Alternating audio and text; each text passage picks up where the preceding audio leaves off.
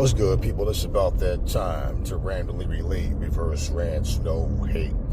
Now, you guys know I did a video about Francis Ngannou. And Francis Ngannou, the excuses about, I said from the first time, he started talking about the being sleepy thing, right?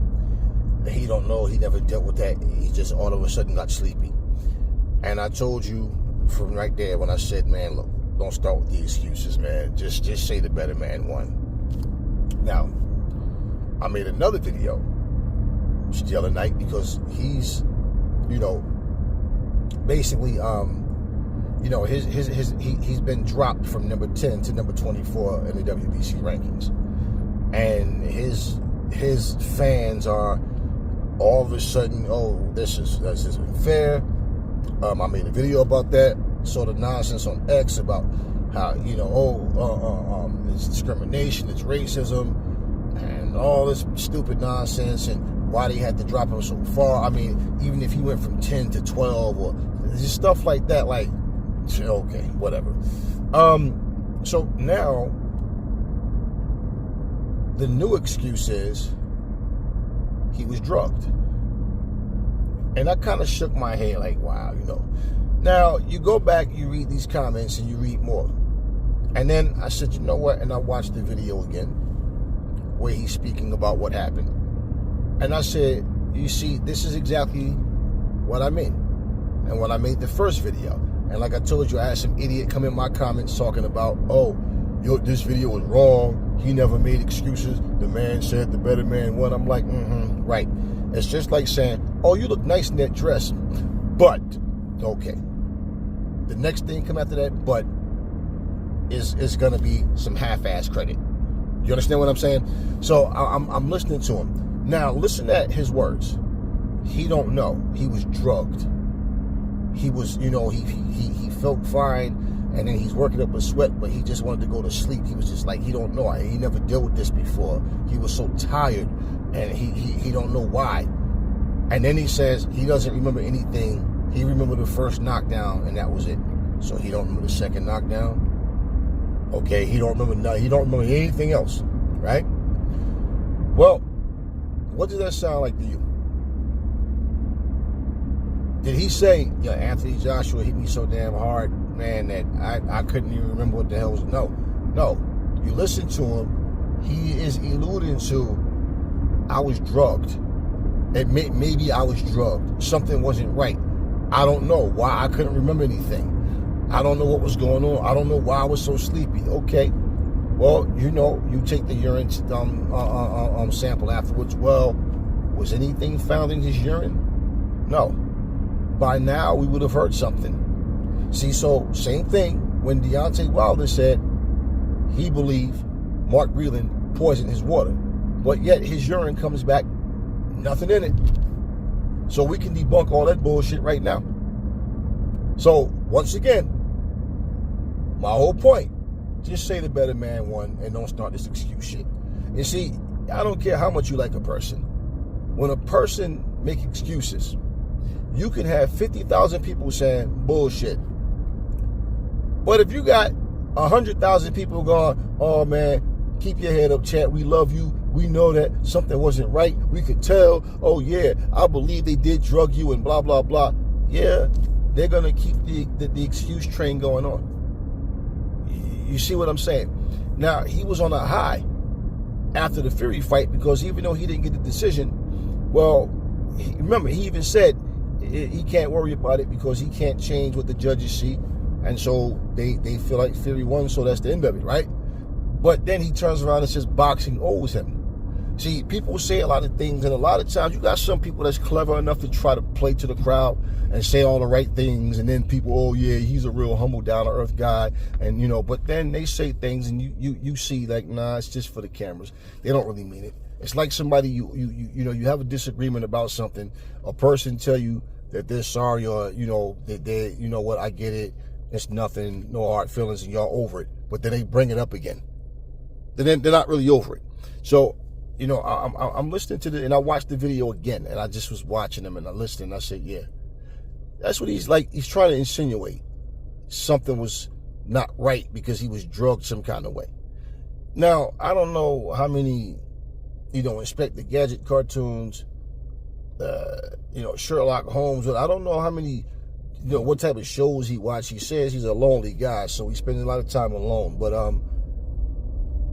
it amazes me how somehow, some way, fighters think they've been drugged. George Foreman said the same thing. He said, I remember, he was talking about how, I remember seeing the videos of him saying that he thought that he was drugged in Africa. And then later on, he said, man, he was so distraught after he lost to Ali. His mind was just fucking with him. Like, he had all these excuses. And the bottom line was Ali was just a better fighter, smarter, more clever. And Ali did the rope-a-dope and made the dope out of him. But all before, no. So when Wilder started making those excuses, I remember Foreman reached out to him and was saying he wanted to talk to him because it's like, he went through that same type of mindset. I don't know if they ever really had the conversation, but I remember him saying he wanted to talk to Wilder. And I think they did have some type of conversation. But anyway, bottom line is like, your urine came back, nothing was in it. Okay, debunked.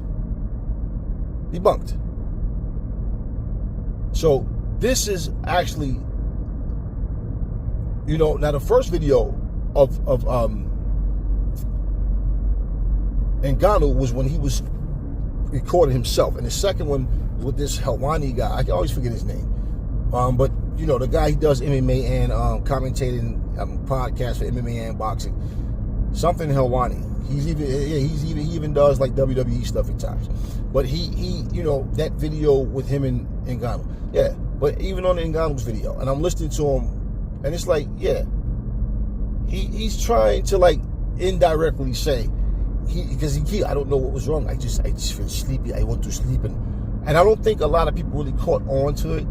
That's what he was trying to say. But this is my point, because in my videos I explained some things, and I don't really think I touched on that part.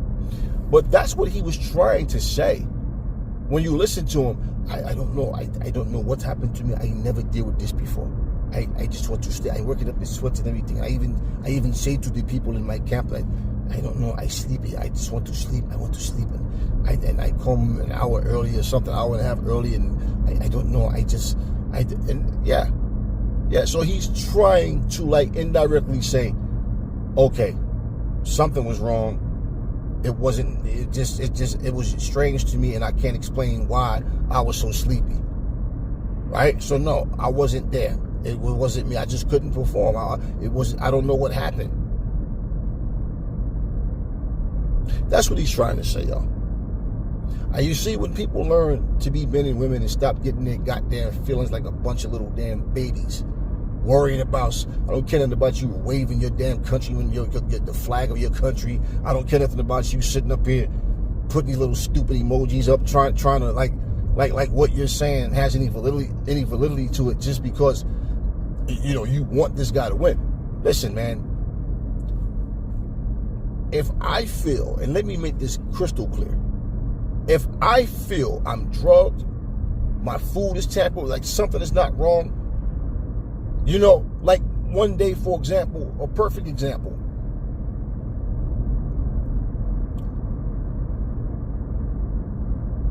I had a fight. I remember one fight I had. I had a Haitian dish called saspoir.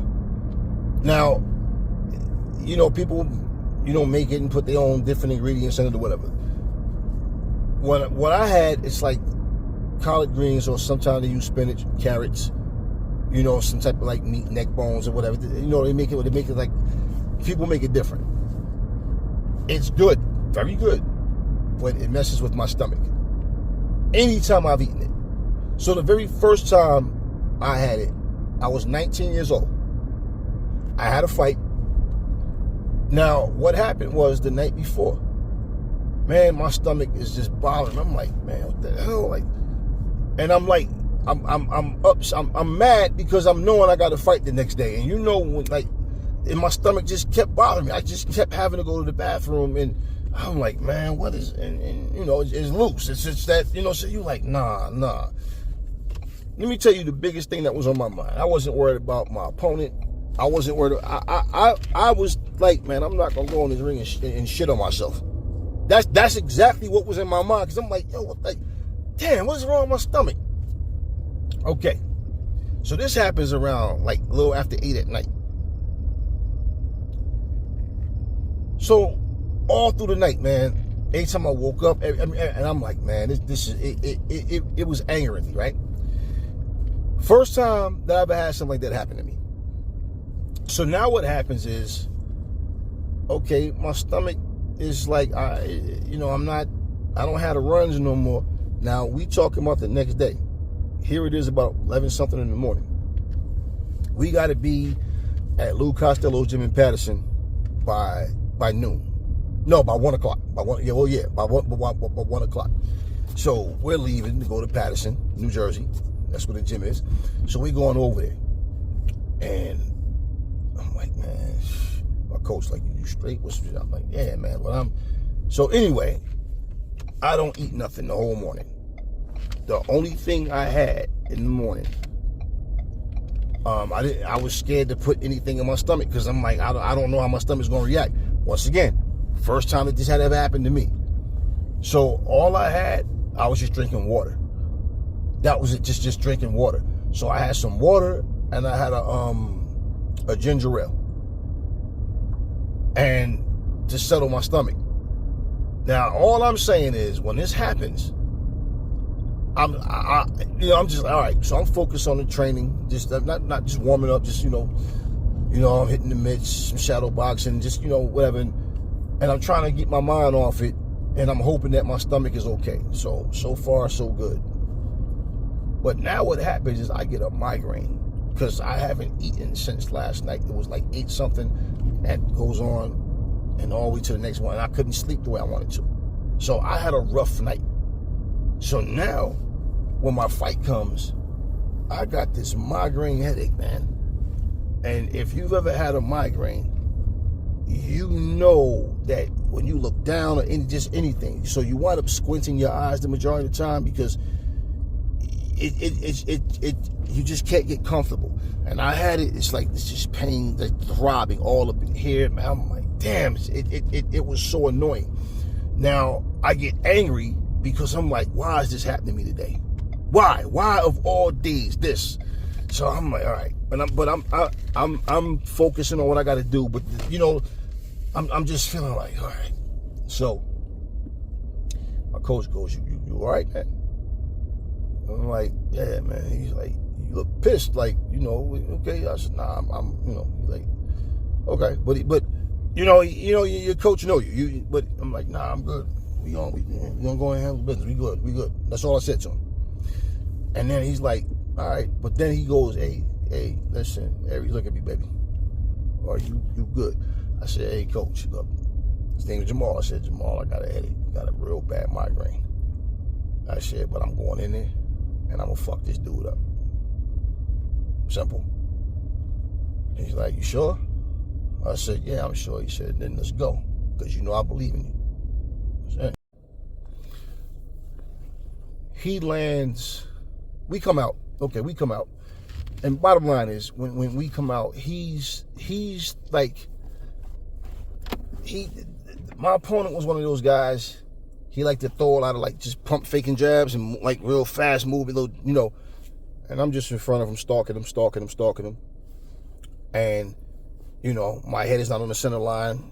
He can't land anything clean, but I'm watching him, like I'm observing like how he's just moving, he's faking, he's like. So the very first punch that I threw at him, right, he put both his hands up, but I made him like fly halfway across the ring. Now I'm already knowing, like, I hit extremely hard both hands. I already know this. I'm not, any punch I throw. So but I've never been a fighter to depend on just one thing. So he goes flying halfway across the ring. So now, as I'm coming in, he's backing up, and he's throwing punches like in that survival mode. But he threw like 7, 8 punches at me. He missed all of them. And I'm watching him, and I'm like, okay, he's looking desperate to me. So what happens is, I'm popping the jab at him because he's moving and he's moving fast. I'm jabbing him to his body. I'm catching him in the hip area, like I'm, jab upstairs, downstairs. I feint, he's jumping. I'm okay. So now, I just remember like I hit him and cracked him to the body, and he went down. When he went down, as soon as like the bell rung, he got up, he went in the corner. Coach is like, he ain't gonna recover in them damn 60 seconds. He's like, you know what you're doing. Go back to his body, keep doing what you're doing. He's falling for all the feints. He don't want to get hit with nothing. And he's just trying to keep you at bay, but he's scared. And I'm seeing all of this shit, but no problem. I'm on top of him. So now, he's doing the same thing. But now he's still backing up he's on the back foot, but he's trying to like fight real aggressive. Now, in my mind, I can tell you, I'm not thinking about this headache at this point. But the feeling is still there. I catch him with like a straight, he flew halfway across the ring again. And, the crowd, and I'm on him. And I hit him to the body so hard that he turned his back and was like grimacing, walking, hunched over. And the ref didn't wave the fight off. The ref is like, hey, he turns around, he puts his hand up, he takes a knee. Now, he takes the knee. He gets up on 8. You understand what I mean? He gets up on 8. The ref still don't stop the fight. I'm not thinking, come on, ref, stop it, nothing. All I'm whatever's gonna happen is gonna happen. That I'm just watching him. He comes over, I go back to him, I go up top, he's, twisting, turning, trying to, he tries to grab me, I shove him off me, and I rip some shots real fast. The crowd is like, he's trying to cover up, and he's on the ropes, he's all over the place, and I just caught him 2 hard body shots, and he goes down. He's like literally moving in that circular motion, like he's fucked up. Now the fight's over. My point, y'all, is I'm in a situation that I've never been in. And trying to fight with a headache is like, oh, shit. Like, it was, just think about how you feel when you have a migraine. Just to walk. First thing you want to do is sleep. And this is when I found out that same day of the fight. There's a lady named Clara that I met through Coach Jamal. And she was the one that told me, take an Excedrin and black coffee, headache gone. She was right. Like 10 minutes, that shit was out. So I'm walking around with this migraine the whole time. Man, I'm drinking water. First thing I want to do is go eat. But I go and I get into I take the Excedrin, take the black coffee. I got some food in my stomach. Yeah, headache was gone. So now that we're sitting there talking, I tell the coach, he's like, yeah, man, I had a migraine. And the coach said, you didn't fight like you had no migraine, but I could see your facial expression was different. Like your demeanor was kind of like you hit it well, man. He's like, because you went after him, the dude just ran. He didn't want to fight, he didn't want to engage. And the funny thing too was, I told him, I said, he's like, and the lady Clara asked me, she said, how did you you wasn't scared? I said, no, I'm never scared, never. I said, the only real thought I was having, that I do remember having, was like, what is it going to feel like with this migraine when he lands a shot? Like, not scared of it. And, she was saying the same thing. Like, you definitely didn't fight like something was wrong. Like, you was, Now, here's what I'm saying to you. If I had like a torn muscle or torn bicep, some shit, or it's like something that where it would have showed where, okay, he's not holding his arm up, he's not punching with that, arm anymore. Like how David Hay had the torn Achilles tendon, like something that, Gamboa against Tank Davis, something that shows. You understand what I'm saying? Like in terms of performance, that would be the only thing where somebody would go like, I don't know, he's not doing this or that, he's holding a lot of stuff, but that didn't happen. Now, I don't need to say what if, because I already have an outcome to how that fight went. But my point, let's say he landed something. I don't know what it would have felt like. You understand what I'm saying? I don't know, but and maybe look. The point is, with me, I've never been scared. I'm not scared of contact. I don't care how hard you punch. I have everything you have. I have something more. And so my mindset is, hey, one of us gonna win, and I never plan on losing. So let's go. If we go to war, we go to war. I'm not afraid of it. I'm not, but it was always to be cerebral. Always use my brain. You understand what I mean? Now my point is, I never said nothing to anybody else about me having a headache. So if it would have been a situation where I lost, I would have never even said, other than telling my coach, like, the truth, because he, saying, like even mentioning it, I'm saying, like, yeah, I have a damn migraine. And not only that, because I wasn't dehydrated, because I was drinking. That's all I was doing, was drinking water. That's all I was doing. But the point is, I wouldn't have said anything about, oh, I lost because I had a migraine or whatever. I hadn't eaten. I wouldn't have said none of that shit, other than talking to the coach. Do you understand what I'm saying? Like, this ain't something, I want everybody to know the reason I lost was because, no.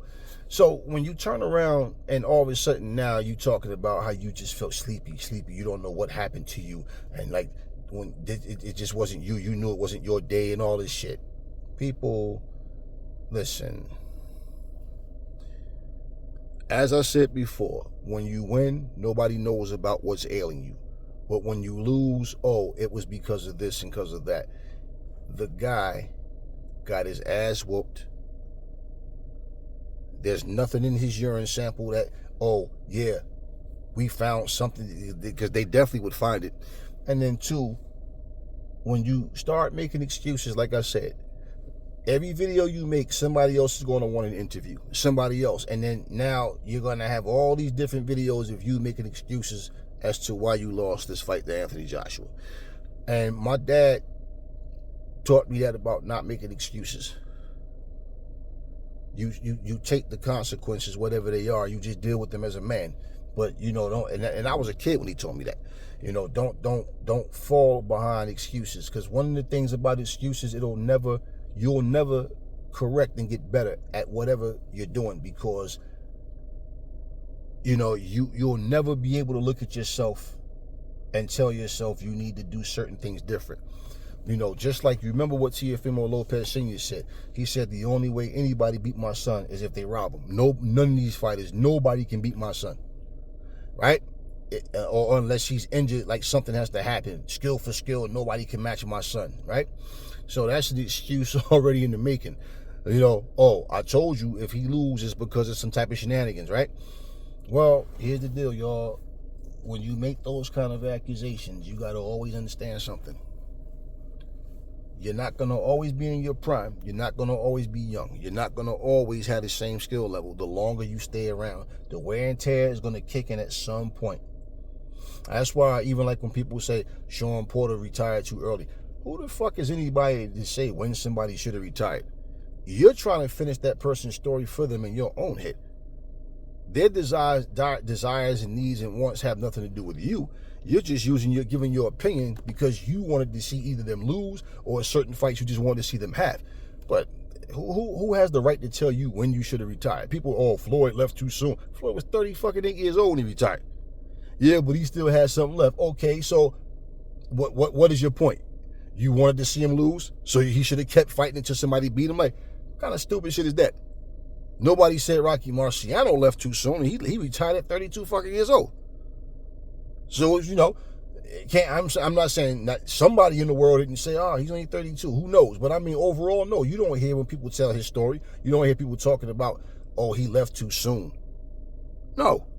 He was 32. Floyd was 38. But yet Floyd retired too early. What kind of shit is that? Same thing, like I said, Sean Porter, Andre Ward. No, you retire when you feel like you need to retire. The only thing about Ward, he constantly talks shit about he could beat Anthony Joshua. You don't hear him talking about Wilder. You don't hear him talking about Fury. You don't hear him talking about he could beat Dillian White. You don't hear him talking about he could beat Joseph Parker. It's always he brings up Anthony Joshua's name. Man, listen. if he really wanted some smoke with AJ, before he retired, even before he fought Kovalev, he could have said, fuck it, I'm going up to heavyweight. His little skinny ass ain't meant to be no heavyweight for one. So the only thing that he could do is give a hypothetical. His little bony ass get hit by AJ. Ain't gonna be no fucking Roy Jones Ruiz shit. Ain't gonna be no Holyfield Foreman shit. Anthony Joshua would beat the living fuck out of Andre Ward, man. And that's where that's one fighter I look at and I'm like, man, you talk all this shit.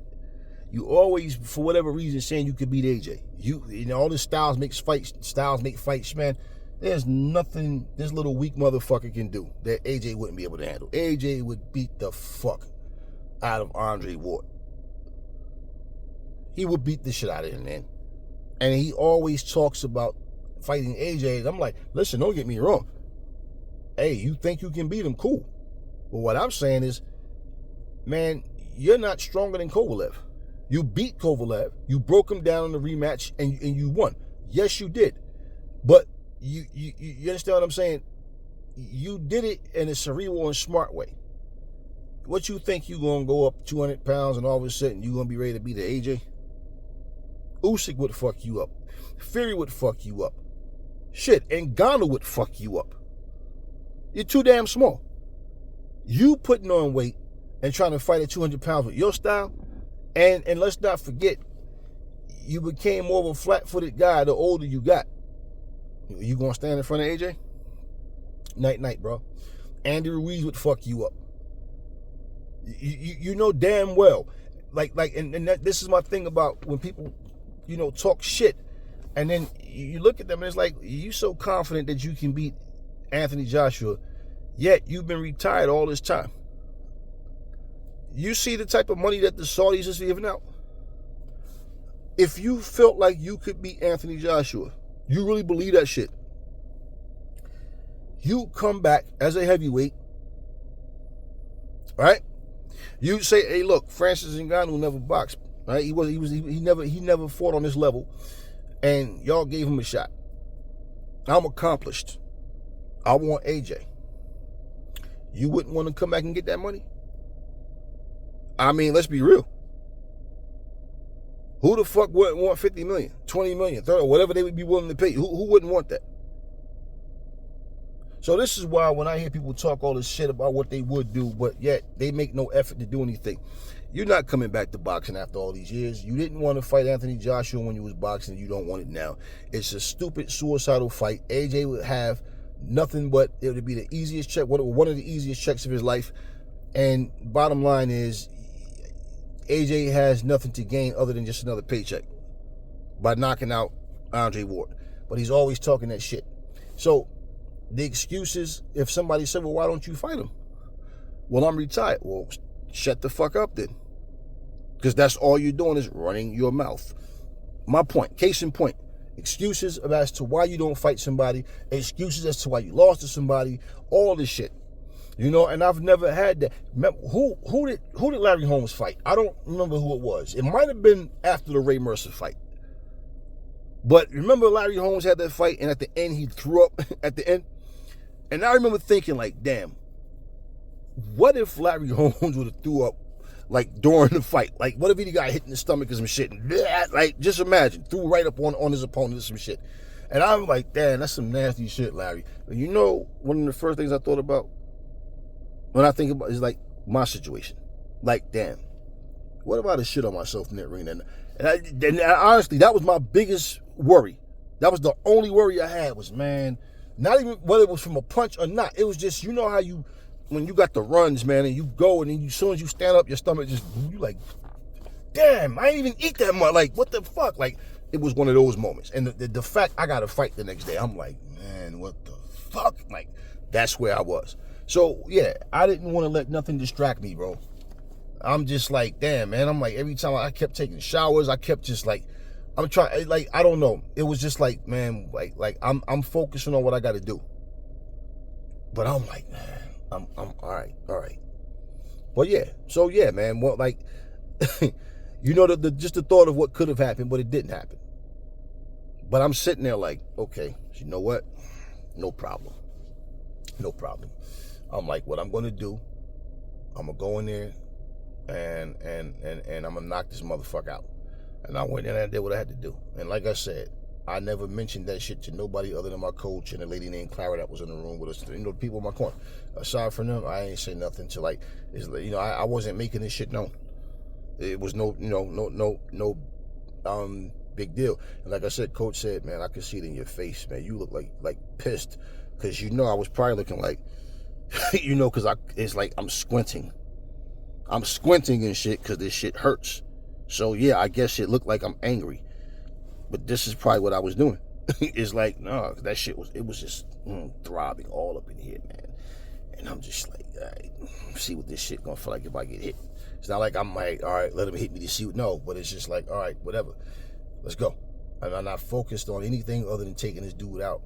But yeah, man, concentration, poise, focus, discipline, all of that stuff plays a part. All of it, man. So yeah. And the reality is, I could have said, coach, I got a migraine, man. I don't, you know, and it has been canceled. Now, oh, Aries ducking. Nah, wasn't ducking nobody. But I went in there with the migraine, and I still came out victorious. So the same way I won with that migraine, if I'd have lost with that migraine, the same way I kept silent about it, I would have just same thing. Same thing. I'd have just kept silent. You know what I'm saying? So yeah, I went in there, and in 2 rounds the fight was over. You know, so yeah, there's things that can distract you. Shit can happen, but you know, yeah, for Ngannou, all this shit he's talking about, sleepy, that's what the guy was talking about, yo. That's part of the video I talked about, but I didn't really bring up, like harp on that point. That's what he was trying to say. He was drugged. Something wasn't right with me. I don't know what happened. I never felt this before, and somehow all of a sudden I'm just so sleepy, and the fact that I got knocked out. So now they go back to this whole, yo, this guy get elbowed in the head, kicked in the head, knee in the head, all this shit, and you can't put a dent in this guy. Fury couldn't even budge him. Fury don't hit nowhere near as hard as AJ do. But bottom line, you see, so all of this shit comes back to what? AJ got lucky. He caught Francis at the right time. Oh, somebody drugged him. Or was it somebody from AJ's team? Or was it an AJ fan? Somebody stuck into your dressing room and put, I mean, it's ridiculous, man. We heard the fight was rigged, and I told you, the excuses are going to start. After his excuses, his fanboys are going to start with their bullshit excuses. And it already has. And so, but again, his urine didn't come back dirty. So no. All this nonsense, that's all it is, nonsense. You lost the fight, bottom line. That's all. You got your ass kicked. So now you can go back to the PFL, have your fights there, focus on that so you don't go in there and get your ass kicked and then be talking about, you know, sleepless nights part 2. You know, like, no. Go handle your business. You claim you want to still box and stay in boxing, okay, whatever. You're going to wear out your welcome with the Saudis. You're going to wear out your welcome with the boxing public that really care about boxing if you know, continue with these stupid ass excuses, man. Like, you got beat, and that's that, man. And I really don't like a sore loser. You know, if I felt some kind of way something was wrong, you know, and that type of thing, now having a headache, yeah, that it was a motherfucker. But if I'm sitting in the pitch sleepy and I can't stay awake, and where the fuck was everybody else at? Was he in his fucking room, the dressing room by himself, just him by himself, nobody else, nobody's checking on him, nobody's in there, like, you know, keeping him, like, so nobody else saw this sleepy shit. He had to tell people this shit. Just saying, y'all, you know, regardless, keep it to yourself. And especially the fact of the matter is, he was quiet all this time, right? Well, okay, so nothing was found in your system. What's the purpose of you even bringing this shit up? That ain't nobody else's problem. Even with my migraine, I could have easily just said, yo, coach, I got this fucking migraine, man. Like, you know, if I knew about the black coffee and this Excedrin, shit, I'd have did that shit a long time ago. But at the same time, I might not have, because I was scared. Like, I didn't know, like I didn't know. I've never, like, put it like this. to eat something and it bothers your stomach, and then you got to fight. And like, all of a sudden, it's like, damn, I keep having to run. Like, I didn't want to put nothing in my stomach, so I was just drinking water. No Gatorade, nothing else, just water. All I was doing was drinking water. And I had a ginger ale, and that was it. Because ginger ale settles your stomach, and, you know, that type of thing. But it was like, it's not like I had no stomach virus or nothing or whatever. It was just the food I ate. It just ran through me. You know what I'm saying? The same thing when I went to Mexico. The food there, man, it just runs through you. Like certain things you're not used to eating. And you know, here in the States, a lot of shit got steroids and stuff pumped in it. You know what I'm saying? Like, then you go somewhere where the food is like just fresh, natural, and not even just like, you know, wherever. You know what I'm saying? And so it was, yeah, stuff just, it's like, damn, like shit just going through you. So now, I know not to eat that Sasquatch shit before a fight like this, but it's like, okay, cool. So yeah, it's like, and I remember even like the doctor I was going to was saying it's best to keep a certain diet, like eat certain things where you're consistent with it. And if you try something else, which was common sense, like, yeah, not before a fight. And it wasn't the fact of me just trying something else. You know, yeah, I was at, you know, family house and people in my family, like, you know, whatever, in-laws. And yeah, we would, yeah, you know what I'm saying? And that's, you know, that's, you know, what they were having. And I ate there. I was just visiting, you know, and it was like, okay, cool, because they lived out there in Patterson, where Lou Costello's gym is, in Patterson, New Jersey. So yeah, and that's how that went. So it's a learning experience. So yeah, I had that hurdle, I jumped over it. Okay, cool. Now I don't have to do that shit no more. But there's other things. I mean, a lot of things like, you know, this is not a situation, something popping up in my system. This is, oh, he was cheating. No, this was just a simple thing of me eating something, having no clue that it was going to mess with my stomach. And it did. But once again, I ain't talking about it to people. So for Francis Ngannou, you really need to stop with all this shit, man, and just leave it alone. You did the interviews, you did these two, man. What again? Because people are always going to bring something up. And people, like I said, going to want to talk and try to dig into it. The man is indirectly trying to tell you the reason he was sleepy, he thinks somebody drugged him. Because it's just unexplainable why all of a sudden this happens to him. So no, just like the Wilder Fury situation, the Wilder Mark Breland situation, something foul happened.